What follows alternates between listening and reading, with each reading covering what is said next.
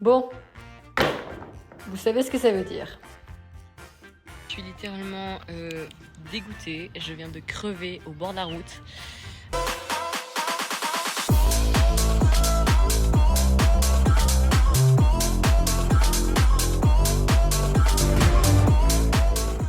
Bon les amis, j'espère que vous allez bien. Je m'en vais à la salle pour faire du home trainer. Le temps en ce moment c'est pluie, vent, donc bref, on va aller faire sa séance en inté. Je vais à pied. J'ai décidé d'augmenter un petit peu mon nombre de pas journaliers parce que c'est vrai que hormis les entraînements, je suis assez sédentaire. Donc j'avais à cœur de remédier un petit peu à ça. Et je m'excuse d'avance pour le son. Je ne trouve plus mes micros. Je sais pas où j'ai foutu ma pochette à micro. Donc voilà, je vais essayer de les retrouver d'ici là. Mais c'est vrai que bon, malheureusement il n'y aura pas de micro aujourd'hui. Et comme vous aurez pu le voir, je vous ai sorti une vidéo la semaine dernière sur la Oura Ring, donc ma petite bague connectée. N'hésitez pas à aller la voir, c'est vrai que j'ai beaucoup de questions, surtout sur Instagram, par rapport à cette petite bague. Est-ce que c'est mieux qu'une montre? Donc voilà, il y a des pour, il y a des contre, mais j'ai simplement donné mon avis et puis mon retour d'expérience. Bon les amis, aujourd'hui est un nouveau jour, donc j'ai pas beaucoup filmé hier, mais pour vous la faire courte, j'ai fait 1 heure de home trainer.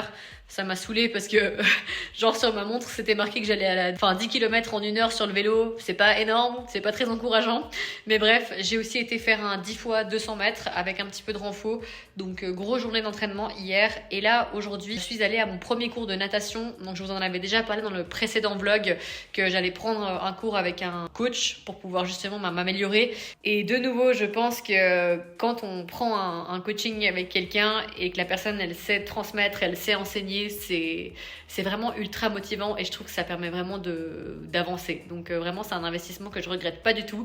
Je vais y retourner d'ailleurs et puis j'ai hâte de voir comment je vais progresser simplement. Je ne posterai pas tout de suite de vidéo de moi en train de nager pour la simple et bonne raison que je sais qu'il y a beaucoup de gens qui veulent me donner des conseils bienveillants, mais j'écoute une personne et c'est la personne qui me coach. Donc comme ça au moins il n'y a pas de quiproquo, et quand je me sentirai peut-être de partager un petit peu avec vous des vidéos de moi qui nage, je le ferai en tout cas avec plaisir, d'autant plus que comme je vous l'avais déjà annoncé, je vais beaucoup m'entraîner aussi au lac cet été. Ça changera clairement de la natation en piscine.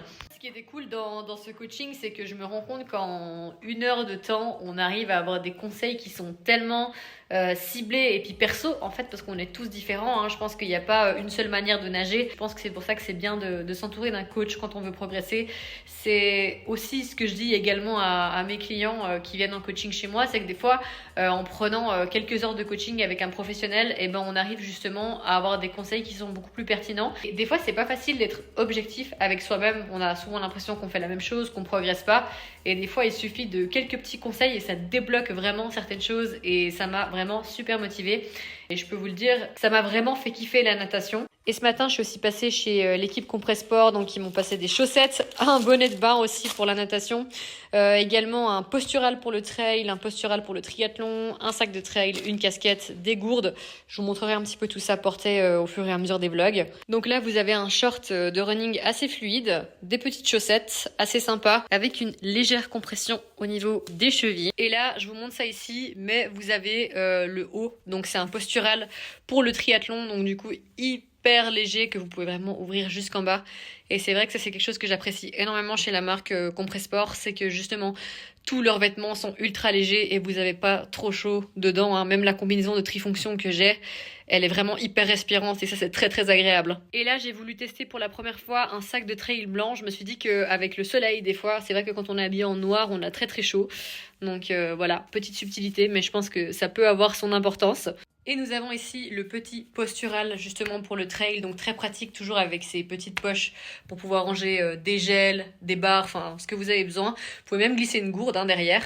Puis après, si vous avez juste envie d'aller courir, vous avez juste à venir glisser ça comme ça dans le short. Enfin voilà, moi comme je vous l'ai dit, s'il y a vraiment quelque chose qui est important pour moi dans les vêtements de sport, surtout quand on parle de sport d'endurance, c'est qu'ils soient légers et respirants.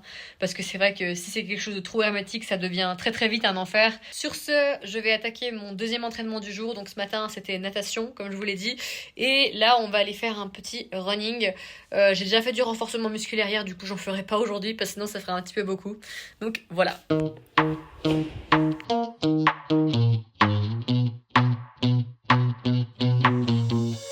You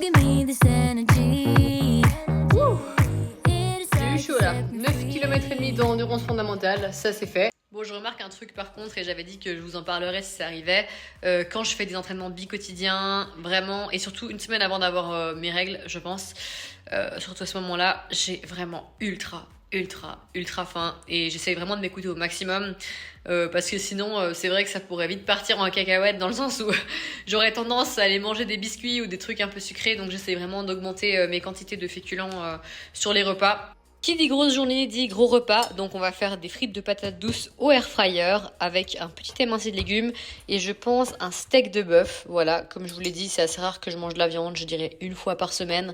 Donc ça sera ce soir-là. J'ai mis un petit papier dans mon air fryer pour éviter de trop le salir. Et puis je mettrai les frites de patates douces dedans. Donc il y a déjà l'huile et une partie de l'assaisonnement dessus. Je rajouterai le sel à la fin. Tu mets tes frites dedans, puis tu attends que ça cuise. Au fur et à mesure de la cuisson, je viendrai regarder si ça cuit correctement, si ça dort partout pareil, et puis je viendrai un petit peu brasser les frites. Et voilà, des petites frites de patates douces, un petit steak de bœuf et puis un émincé avec des poivrons, champignons et poireaux, puis un petit peu de sauce tomate.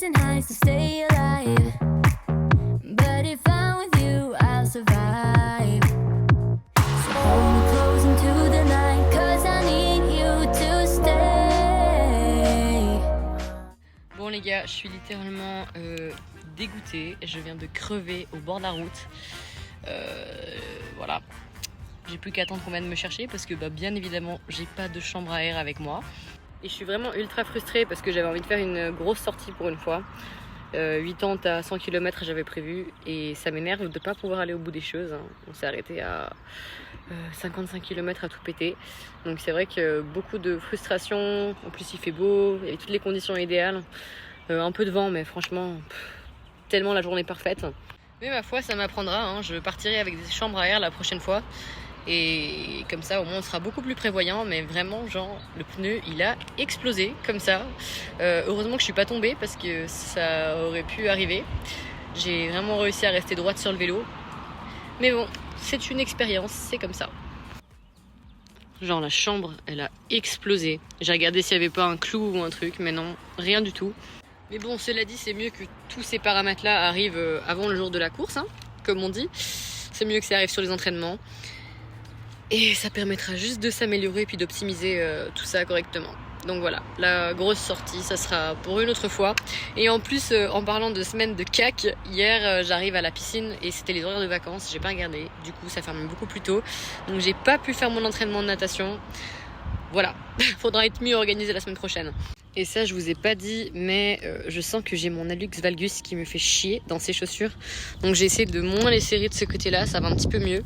Mais c'est vrai que je sais pas si vous connaissez ce genre de problème et si vous avez une alternative. Éventuellement peut-être des chaussures un peu plus larges. Mais ouais, faudra aussi que je remédie à ça. Bon, une bonne nuit de sommeil. J'ai été faire réparer mon vélo hier soir chez un pote. Donc un énorme trou dans la chambre à air. Franchement, je sais pas de quoi ça vient. En plus, mon vélo sortait du service. J'ai pas le sentiment qu'il y ait eu de clous ou quoi que ce soit. Que voilà, j'espère juste que ça me réarrivera pas dans des situations plus embêtantes.